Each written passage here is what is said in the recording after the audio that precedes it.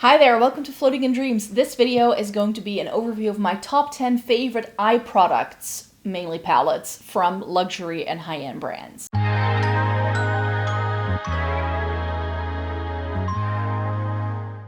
Welcome to everybody watching today. Thank you so very much for joining me. This video is going to be an overview of my top 10 favorite eye-related products from luxury brands. There are 9 palettes going to be in this 10 product overview and one other type of product, namely eyeliners. But I just love eyeshadow palettes. We all know that about me, so that's what we're going to be focusing on today. And yeah, I just want to rave about these eyeshadows, so let me just get to it. Before we get into the video, it may be good to know who I am and what I like doing on this channel. My name is Maaike. I live in the Netherlands. I have fair skin with a cool neutral undertone, and this greatly influences how I feel about makeup.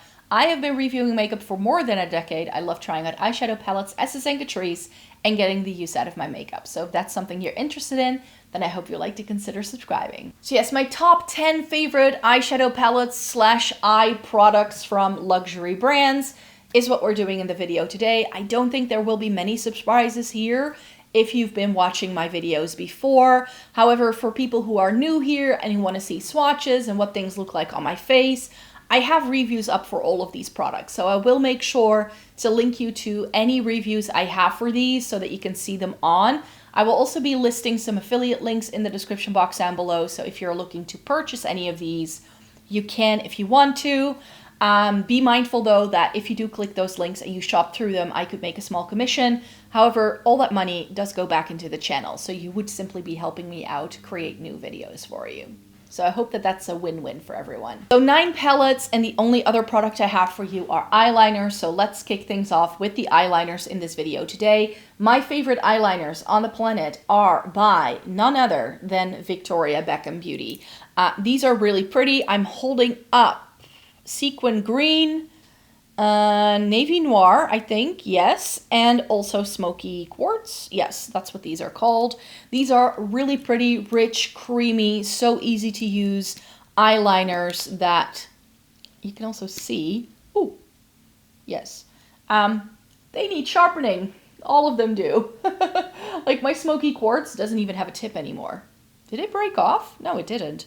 I must have used that. Okay, that's interesting. But yeah, these are some of my favorites. I love these. They are creamy enough to go onto the waterline, but at the same time, they don't smudge around. They stay put. You do have time to play with them though, and they come in so many cool shades. So I really love these. I'm pretty sure that if I can find a deal on this website again, then I will probably buy like another 2 or 3 of these because I'm slowly building my Victoria Beckham eyeliner collection. And I really love them. I think I could pretty much declutter all of my eyeliners and just keep the Victoria Beckham ones. And I think I would be very happy. So the palettes I'm showing you are in no particular order. And I definitely think that there will be no surprises here. Like, let's be real here. You know, if you follow my channel, you know. First things first, another Victoria Beckham Beauty product because I thought we could keep that train rolling. This is the Smoky Eye Brick in the shade Tuxedo. I love this. I didn't love Royal as much, but this is such a standout product for me. And then combined with some of her lid lusters, it's so pretty. So this is really, really nice. Here, I just really adore this little eyeshadow palette. Yes, it's very matte heavy, which is usually not my vibe, but this is just super pretty and very easy to work with, blendable, outstanding eyeshadow. And that is definitely something that I'm looking for. When it comes to eyeshadow formulas, I've tried so much. So I can tell when something is more unique, and this is definitely more unique. It will be no surprise for people who follow me to have this one featured, which does it fall into the high-end category? In my brain it does, because Viseart, to me, is still that brand with the $80, 80 euro eyeshadow palettes with the clear lids, even though they've shifted towards more consumer-friendly options, like the Cashmerie that I'm holding here today. These may not be very expensive, especially when you look at how much product you get in here. You get a lot. They're very tiny palettes, but you get a lot of product in these, which is good. So they may not seem as expensive anymore as some of the other brands I will be showing you, but in my brain, Viseart is still a high-end brand. maybe I'm the only one who sees it that way. Oh well. But Viseart is one of my favorite eyeshadow formulas. I've mentioned this so many times in the past. This is stunning. And the Cashmerie is one of my favorite palettes by them. They have just not managed to top anything. Like, they've never brought anything out in the past or in the future since this that I feel can top this. This is so pretty. It does everything. You get cool tones, you get warm tones, you get rosy tones, you get super neutral things. Great for every day, but dark enough to create something more smoky and glam. You have enough options here to create a full look. All the shades go together all the time. It's so easy to use and foolproof. And if you do have like lids that are prone to creasing, this eyeshadow will stay put and the shimmers will not sparkle and like go flaky and fall down your face throughout the day, because that's how good this formula is. So Viseart, still one of the best ones. I seem to be selecting all the small things first. I completely fell in love with the Glossier monochromes when I tried them. I tried Jute first, but my favorite is Mist. And this is just 3 shades in a little palette that are very monochrome because these shades all go together. We have a matte, we have a satin, and a metallic. Super pretty. The only thing I wish is that this was a quad and we got one darker shade to deepen things up with. That would instantly make it more versatile, but it's not very Glossier. So I understand why they haven't done that, because Glossier is all about the natural, super easy, basic eye look, of course. Like, they're not going to give you anything that's going to look smoky. I don't think they ever will. But yeah, Mist is one of my favorites. It's so pretty. It's such a good cool tone. And I love how you can mix and match these shades with making it a little bit more intense with the shimmers, or going super neutral and natural with just using the matte. It's so easy to use and foolproof. You don't get a lot of product in this though. I'm not even sure how much you get in every pan. It doesn't say. Like the pans look big, but I don't think there's a lot of eyeshadow in them, if I'm not mistaken. And you only really get 3 shades, and I think these are close to 30 euros. So they're expensive for what they are. It's so pretty and well worth it if you like very natural looks. Now remember what I said about, I know when eyeshadow seems to be doing something new. Another brand I had this feeling with was Makeup by Mario. I tried the Ethereal Eyes last year and I fell in love. This thing is so pretty, and I just knew the minute I put a brush in this that this was something else. This again has a really good blend of different things. I feel it looks more warm toned in the pan than it does when I use it on my eyes, which is another good thing to know. Something like this or this, it's just going to work. It does have like some cooler tones, and this is such a good grease shade for me, but this is quite cool toned. These 2 shades pull reddish pink on me, which I think is why they work. So the only thing that's truly warm toned is this and this, and everything else is just a really good neutral for me. So yeah, I really enjoy this and think it's a really great palette with a very unique shimmer formula that, whether you use a brush or fingers, it's very blendable and different. It's definitely made more so with makeup artists in mind. I don't feel this is necessarily a consumer palette, but I'm very glad I own it. Something small again, and something that I want to try another rendition of, because this was limited edition and I can no longer recommend it, but Silver Essentials from the Dior Backstage line is the first Backstage palette from Dior I tried. This was the first color story they did that I fell in love with, and I was skeptical at first because I looked at this when it was announced online and didn't think I was gonna like it. I was like, ooh, that looks boring. But then I saw it in real life, swatched it, and was like, oh, that's what's going on. And it became an instant favorite once I tried it.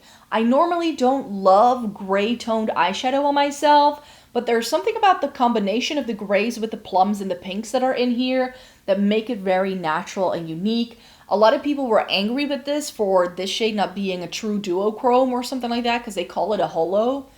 It's not a holographic shade, but if you sort of go beyond the mislabeling of some of the shades and just look at them face value and like use them that way, it's such a good one. And it very much reminds me of an old Dior 5-pan that I used to own. I think it was called like Midnight Butterfly or something like that. I'm convinced that this dark purple was in that palette and that got old and I had to throw it away because it was like 15 years old. So I'm glad to have a rendition of it yet again. That was also grays with a purple. So I now have that sort of thing from the same brand yet again. And the one that I want to try that is like part of the regular line is the Smokey Essentials. That's the one I want to try to see if it's as good as this, so I can hopefully have something that they keep around for a while. Is it any surprise that we need to include this? I don't think so. Some of the more expensive eyeshadow in my collection is by Natasha Denona, but like Viseart, one of my favorite formulas ever. And I have tried a lot of Natasha Denona. I know not everybody vibes with some of the textures we get, but that's exactly why I like the brand. I love the fact that we get textures. We get mattes, we get shimmers, we get satins, we get cream to mattes, we get toppers. For a 15-pan palette, there's a lot going on. And the I Need a Nude, I've reorganized all of my Natasha Denona eyeshadow palettes that I used to have because the color stories were boring and not right for me. There was always something that was missing until I tried this. This is perfect for me. Yes, it has peaches, but these peaches pull pink on me, so I'm happy. And that's like the only true warm tone thing this palette has to offer. Everything else, taupes. Over here we get some like rosy things as well. These are like really good neutrally browns. This is so nice. This is so good. The shimmers are excellent. Great variety of shimmers here as well.